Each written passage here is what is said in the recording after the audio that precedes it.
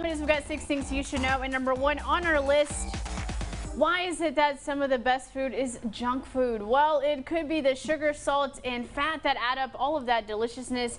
And yeah, it's terrible for you, but now is not the time to talk trash about the trash food you hate to love, because today is National Junk Food Day. Junk food became a thing in the 1800s when packaged food showed up. Then after World War II, it really took off. People ate out more and traveled more, so the industry was primed to make even more junk food.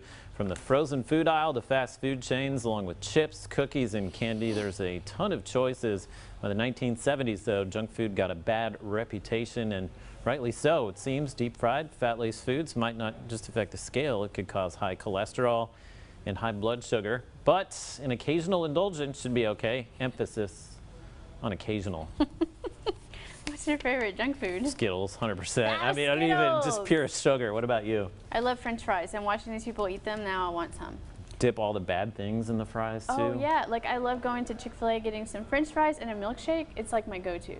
Nothing wrong with that. I'm not judging you at all. I think everybody should have something. As long as you makes do them it happy. Occasionally. Occasionally. All right, guys, moving on to our number 2. Instagram is going for the TikTok crowd. So the social media scientist is preparing to launch an alternative to the popular video site, its own Instagram Reels. And Reels will let people record and edit 15-second videos set to music and audio. Users can then upload the videos to their stories in Instagram's Explore feature. Instagram has not given an official launch date for the new feature, but they are already testing the platform in India. The site is hoping to eventually expand to the United States and 15 other countries. How do you feel about this? I spend way too much time on TikTok, so another Oh, do you really? I love TikTok. Okay. I don't actually make my own videos, but it's like addicting. I mean, like fun to watch everybody else's? Oh, and it's so funny. Like, people are honestly hilarious, and I'll just, next thing I know, I've been scrolling for hours. Now you can combine the two and maybe not doing anything else. Just a little bit of time and not do anything else. You're probably right. Yeah. I won't be doing much reading or working or anything. Not with that. Bad idea. Yeah. All right, guys, we're switching to entertainment, and the latest move by a major Hollywood studio could signal the end of any hope for a summer movie season this year. David Daniel has that and more in the Hollywood Minute.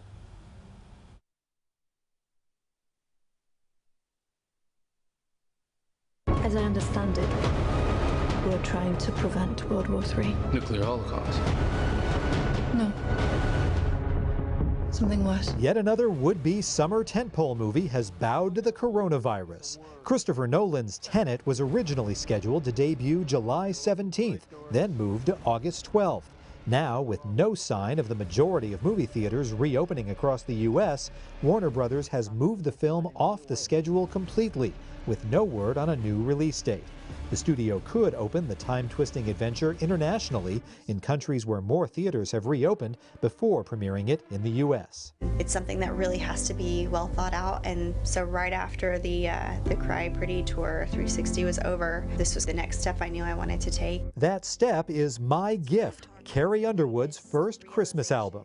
A mixture of traditional holiday favorites and original material, My Gift is scheduled to be released September 25th, with a vinyl release on October 30th.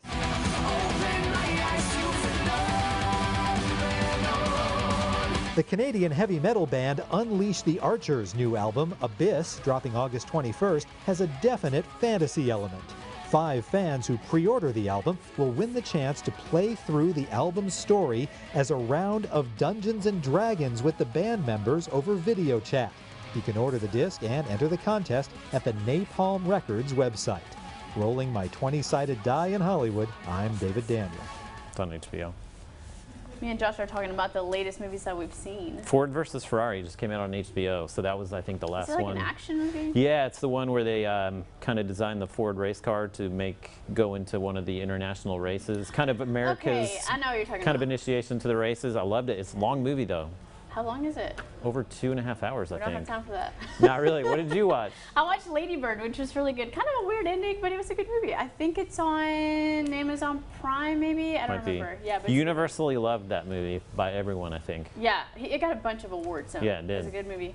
All right, guys, we've been away from the big screen for a while during this pandemic, and that could be why Americans have been spending big on a big television. So the research firm, the NPD Group, found that consumers were buying televisions attendance at levels usually seen during the holiday season. In the first half of 2020, sales of 65-inch TVs or larger were actually up 53%. Yeah, NBD says the technology helped keep people busy and entertained while they were stuck in home. In addition to TVs, there was also a surge in sales for soundbars, streaming players, and mounts, but this current growth may not change projected decline in technology sales. The Consumer Technology Association forecasts a 2% decrease for 2020. When I was in the market to buy that Nintendo Switch, I couldn't find it anywhere. It was like buying new technology. It was like unheard of because everyone is buying so many things to have fun at home since we're stuck. I'd like to get a new TV.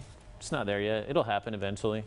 I'm spending all my money on food. That's pretty much it. Too many chicken nuggets and french fries. That's it. All right, guys, and when life gives you lemons, sometimes it's hard to make lemonade. That's why Country Time is bailing out kids who can't run their lemonade stand this year due to the coronavirus. And the lemonade brand's Littlest Bailout program will give $100 checks to these winning applicants. That's pretty cool, and participating is really simple. Children under 14 years old have to write an essay about how they'd spend the money.